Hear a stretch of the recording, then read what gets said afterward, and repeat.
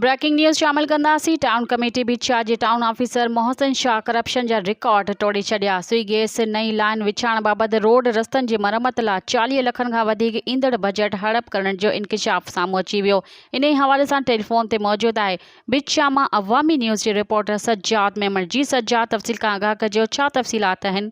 जी बिल्कुल, town committee Bhitshah जे town officer Mohsin Shah corruption जा रिकॉर्ड तोड़े छॾिया आहिनि। सुई गैस जी नई लाइन विछाइण बाबति रोड रस्तनि जी मरम्मत लाइ 40 लख खां वधीक ईंदड़ बजट हड़प करण जो इंकशाफ साम्हूं अची वियो।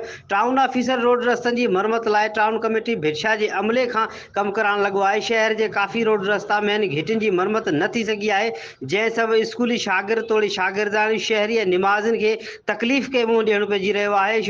शहरनि निगरानी वज़ीर आला सिंध मक़बूल बाकर सूबाई वज़ीर बदलियात खां मुतालबो कयो आहे त नाहिल करप्ट टाउन ऑफिसर ख़िलाफ़ कार्रवाई करे ईंदड़ रक़म जी इंक्वायरी करे जल्द खां जल्द शहर जा तबाह थियल रोड रस्ता ठाराया वञनि। जी वॾी महिरबानी सज्जाद मेमण साहिब, तफ़सीलात खां आगाही ॾियण लाइ। मज़ीद ख़बरनि ऐं तफ़सीलात लाइ विज़िट कयो असांजी वेबसाइट www.awamiNewsHD.com ऐं ॾिसंदा रहो अवामी न्यूज़ HD।